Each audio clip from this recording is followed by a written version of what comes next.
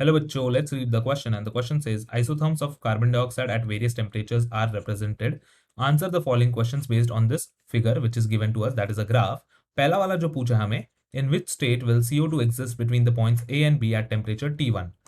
तो यहाँ पर जो की कंसेप्ट लग जाएगा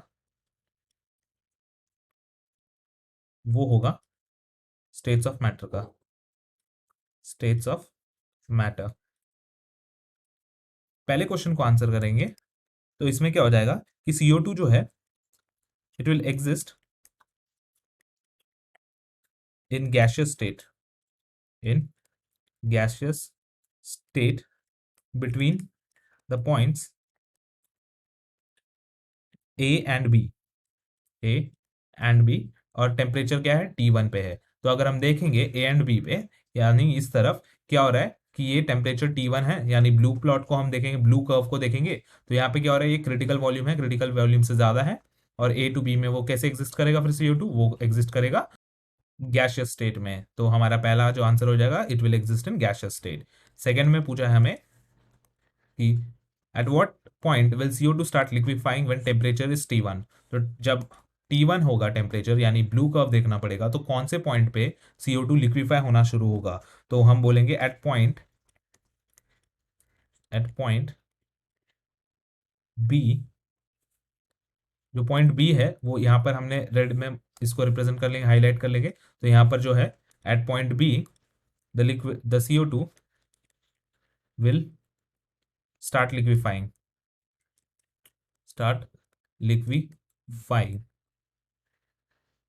देन थर्ड हमारे पास है, इसमें पूछा है कि at what point will CO2 be completely liquefied when temperature is T2। तो T2 यानी हमें वो पिंक कलर का कर्व देखना पड़ेगा, यानी इस ये वाला कर्व देखना पड़ेगा। तो हमें बताना है कि कौन से पॉइंट पे CO2 जो है वो कंप्लीटली लिक्विफाई हो जाएगा। तो we can say that CO2 for temperature T2 will liquefy completely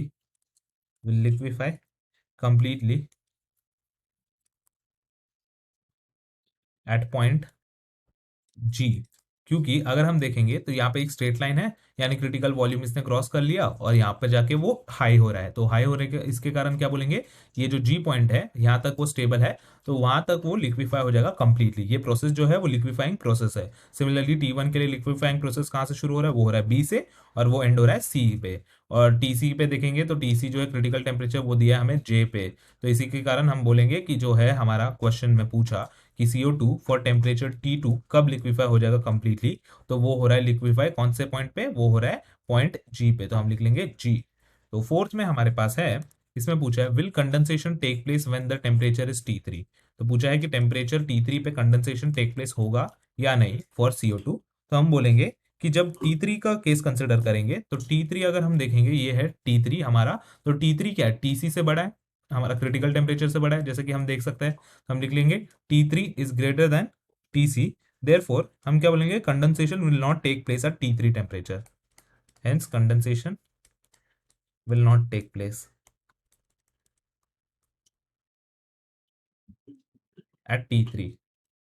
then हमें पूछा है लास्ट में कि what portion of the isotherm T1 represent liquid and gaseous CO2 at equilibrium।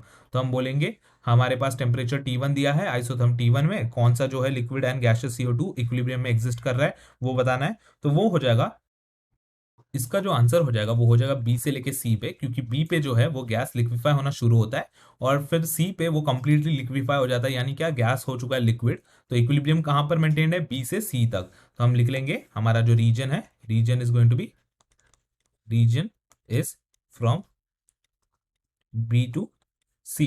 ये रीजन में एट टेम्परेचर T1 पे क्या हो जाएगा, इक्विलिब्रियम मेंटेन होगा CO2 लिक्विड एंड गैसेस का। Hope you have understood it well. Best of luck.